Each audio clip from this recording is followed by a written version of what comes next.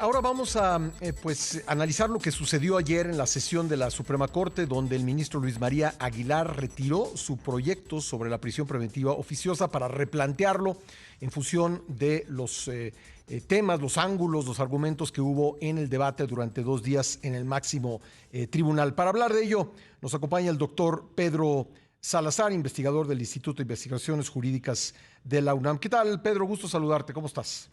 Muchas gracias por invitarme, Pascal. Muy buenos días. Bueno, pues cuéntanos cuál fue tu impresión de lo sucedido ayer en la Corte, el retiro de este proyecto, qué pasará con él, se volverá a presentar en un tiempo breve, qué es lo que puede suceder. A ver, es muy interesante porque esta decisión es el resultado de un debate ya muy intenso al interno de la Corte sobre un tema muy importante, lo cual creo que debemos celebrar que estén debatiendo y discutiendo con seriedad, porque no se trata de cualquier cosa.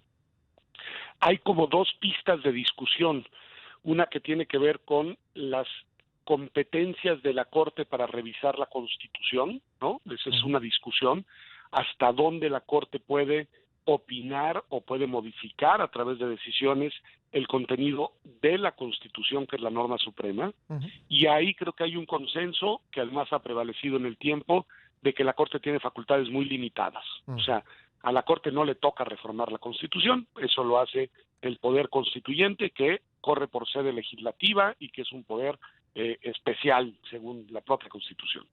Y la Corte, aunque el proyecto original del ministro Aguilar pues un poco proponía lo contrario, pues en su mayoría se han decantado porque eso no es posible, modificar la Constitución, alterar su contenido.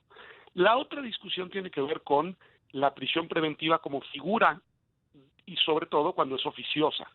Es decir, esta idea de que te puedan acusar de algo grave y te puedan detener y no medie ni siquiera una valoración judicial antes de que seas privado de tu libertad o privada de tu libertad.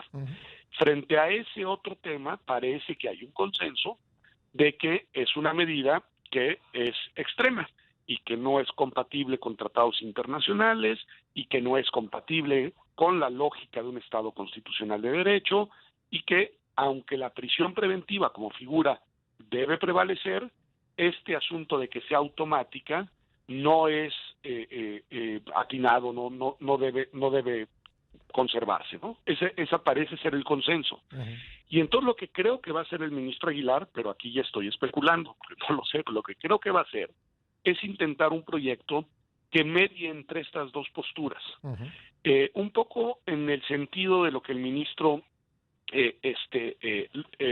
no el propio Luis María Aguilar, el ministro González Alcántara de Carrancá fue proponiendo, es decir, encontremos un punto intermedio en el cual no toquemos la Constitución porque no podemos hacerlo, pero abramos la puerta para que sean las y los jueces los que determinen, en caso de que tenga que otorgarse una prisión preventiva, si lo hacen de manera oficiosa o si media una justificación, un razonamiento por parte de ellos.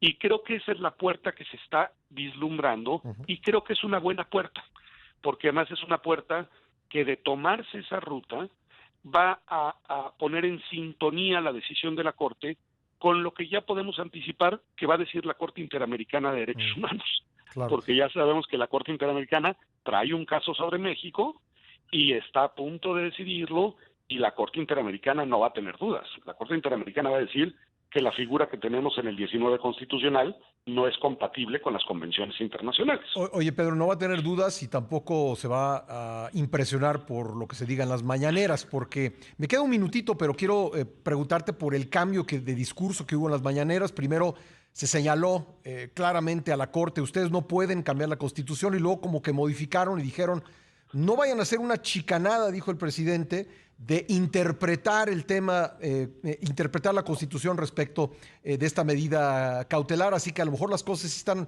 apuntando, como tú bien dices. Pues mira, a ver, lo que hacen desde la presidencia de la República es muy equivocado, porque es amedrentar y es confrontar al poder que es su contrapeso. Para eso está el Poder Judicial. El Poder Judicial está para decirle no al presidente. Para eso está, entre otras cosas, pero para eso está.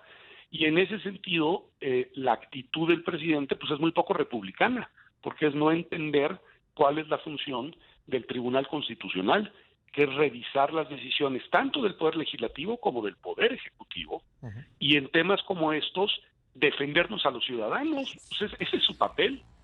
Entonces, yo entiendo que es una decisión difícil, que hay mucha tensión, etcétera, pero sí deberíamos de pedir nosotros desde donde nos toca que se respete el principio de división de poderes y que cada quien haga su trabajo, y que se respete que cada quien haga su trabajo. Entonces, si el Poder Judicial va en contra de una decisión del Ejecutivo, y máxime si va en aras de protección de nuestros derechos, pues lo debemos celebrar, porque para eso está. Pues Sí. Y incomoda al Ejecutivo, pues sí, pero pues para eso está el Poder Judicial, para incomodar al Poder Ejecutivo y al Legislativo también. Pues estaremos muy pendientes de esta discusión. Pedro, te agradezco como siempre que me tomes la llamada. Al contrario, Gracias. Pascal, muy buenos días, chao. Buenos días.